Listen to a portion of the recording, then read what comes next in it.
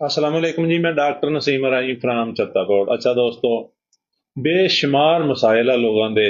ਅਸੀਂ ਕੋਸ਼ਿਸ਼ ਕਰਦੇ ਹਾਂ ਕਿਸੇ ਬੰਦੇ ਦਾ ਮਸਲਾ ਹੱਲ ਕੀਤਾ ਜਾਵੇ, ਕਿਸੇ ਦਾ ਸਿਹਤ ਦਾ ਮਸਲਾ ਹੱਲ ਕੀਤਾ ਜਾਵੇ ਤਾਂ ਕਿ ਉਹ ਬੰਦੇ ਦੀ ਮੁਸ਼ਕਲਾਤ ਕਮ ਹੋ ਸਕਣ। ਤੇ ਦੋਸਤੋ, ਸਾਡੀ ਅੱਜ ਦੀ ਰੈਮਡੀ ਮਾਂ ਦੇ ਪੇਟ ਦੇ ਵਿੱਚ ਬੱਚੇ ਦਾ ਉਲਟਾ ਹੋ ਜਾਣਾ।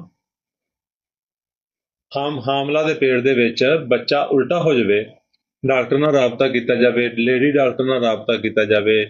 ਉਹ ਕਹਿੰਦੇ ਆ ਫੌਰੀ ਤੌਰ ਤੇ ਪੈਸਿਆਂ ਦਾ ਬੰਦੋਬਸਤ ਕਰੋ, 50,000 ਰੁਪਇਆ ਲੱਗੇਗਾ, 40,000 ਰੁਪਇਆ ਲੱਗੇਗਾ, ਇਹਦਾ ਆਪਰੇਸ਼ਨ ਹੋਏਗਾ, ਇਹਦਾ ਕੋਈ ਹੱਲ ਨਹੀਂ ਹੈ।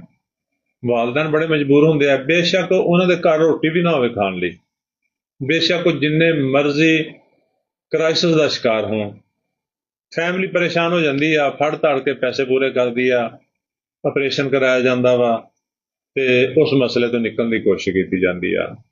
ਮਗਰ ਅਸੀਂ ਤੁਹਾਨੂੰ ਅੱਜ ਇੱਕ ਐਸੀ ਰੈਮਡੀ ਦੱਸਣੀ ਆ, ਅਗਰ ਖੁਦਾ ਨਾ ਖਾਸਤਾ ਮਾਂ ਦੇ ਪੇਟ ਦੇ ਵਿੱਚ ਬੱਚਾ ਉਲਟਾ ਹੋ ਗਿਆ, ਸਰਜਨ ਤੁਹਾਨੂੰ ਕਹਿੰਦਾ ਕਿ ਇਹਦਾ ਆਪਰੇਸ਼ਨ ਤੋਂ ਬਗੈਰ ਕੋਈ ਹੱਲ ਨਹੀਂ, ਫੌਰੀ ਤੌਰ ਤੇ ਪੈਸਿਆਂ ਦਾ ਬੰਦੋਬਸਤ ਕਰੋ।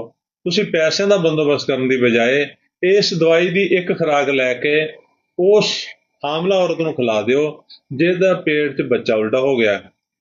ਤੁਸੀਂ ਦੇਖੋਗੇ ਕਿ ਤੁਹਾਡਾ 40-50,000 ਰੁਪਇਆ ਬਚ ਗਿਆ ਹੈ, ਤੁਸੀਂ ਮੁਸ਼ਕਲਾਂ ਤੋਂ ਬਚ ਗਏ ਹੋ, ਤੁਸੀਂ ਖਜਾਲਤ ਤੋਂ ਬਚ ਗਏ ਹੋ ਤੇ ਤੁਹਾਡਾ ਜਿਹੜਾ ਮਸਲਾ ਹੈ ਉਹ ਦੇਖਦੇ ਦੇਖਦੇ ਹੱਲ ਹੋ ਗਿਆ ਹੈ। ਤੇ ਦੋਸਤੋ, ਕਰਨਾ ਕੀ ਆ, ਹੋਮਿਓਪੈਥਿਕ ਦੀ ਇੱਕ ਦਵਾਈ ਆ ਪਲਸਾ ਟੀਲਾ 1 ml ਤਾਕਤ ਦੇ ਵਿੱਚ ਇੱਕ ਖੁਰਾਕ। ਕਿਸੇ ਕਰੀਬ ਤਰੀਨ ਹੋਮਿਓਪੈਥਿਕ ਡਾਕਟਰ ਕੋਲ ਜਾਓ, ਉਹਨੂੰ ਕਹੋ ਜੀ ਪਲਸਾ ਟੀਲਾ 1 ml ਦੇ ਵਿੱਚ ਸਾਨੂੰ ਇੱਕ ਖੁਰਾਕ ਬਣਾ ਦਿਓ ਔਰ ਉਹ ਆ ਕੇ ਉਸ ਹਾਮਲਾ ਔਰਤ ਨੂੰ ਖਿਲਾ ਦਿਓ ਜਿਹਦੇ ਪੇਟ ਦੇ ਵਿੱਚ ਬੱਚਾ ਉਲਟਾ ਹੋ ਚੁੱਕਿਆ ਹੈ।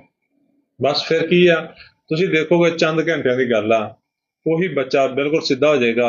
ਉਹ ਸਰਜਨ ਹੈਰਾਨ ਪਰੇਸ਼ਾਨ ਹੋ ਜਾਏਗਾ ਕਿ ਇਹ ਹੋਇਆ ਕੀ ਆ, ਕਿ ਮੇਰੀ ਤਾਂ ਫੀਸ ਵੀ ਮਰ ਗਈ ਆ, ਮੈਂ ਤੇ ਇਹਨਾਂ ਤੋਂ 40-50,000 ਰੁਪਇਆ ਲੈਣਾ ਸੀ ਔਰ ਇਹ ਨਾਰਮਲ ਡਿਲੀਵਰੀ ਹੋ ਗਈ ਆ। ਤੇ ਦੋਸਤੋ, ਇਨਸ਼ਾਅੱਲਾ ਤੁਹਾਡੇ ਪੈਸੇ ਵੀ ਬਚ ਜਾਣਗੇ ਔਰ ਤੁਹਾਡੀ ਯਾਨੀ ਟੈਨਸ਼ਨ ਵੀ ਨਹੀਂ ਰਹੂਗੀ। ਹੋਮਿਓਪੈਥਿਕ ਦਵਾ ਪਲਸਾ ਟੀਲਾ 1 ml ਤਾਕਤ 'ਚ ਇੱਕ ਖੁਰਾਕ ਦੇਣੀ ਆ, ਦੁਬਾਰਾ ਦਵਾਈ ਦੀ ਜ਼ਰੂਰਤ ਨਹੀਂ। ਇਨਸ਼ਾਅੱਲਾ ਤੁਸੀਂ ਦੇਖੋਗੇ ਕਿ ਮਾਂ ਦੇ ਪੇਟ 'ਚ ਬੱਚਾ ਸਿੱਧਾ ਹੋ ਗਿਆ ਹੈ ਔਰ ਤੁਹਾਡੀ ਮੁਸ਼ਕਲ ਹੱਲ ਹੋ ਗਈ ਆ। ਸਾਡੀ ਵੀਡੀਓ ਨੂੰ ਲਾਈਕ ਤੇ ਸ਼ੇਅਰ ਕਰੋ ਤਾਂ ਕਿ ਵੀਡੀਓ ਹੋਰ ਲੋਕਾਂ ਤੱਕ ਪਹੁੰਚੇ ਔਰ ਉਹਨਾਂ ਦਾ ਫਾਇਦਾ ਹੋਵੇ। ਸਾਡੇ ਅਕਾਊਂਟ ਨੂੰ ਫਾਲੋ ਕਰ ਲਿਆ ਕਰੋ ਤਾਂ ਕਿ ਤੁਹਾਡਾ ਔਰ ਸਾਡਾ ਰਾਬਤਾ ਰਹੇ। ਸ਼ੁਕਰੀਆ। ਅੱਲਾਹ।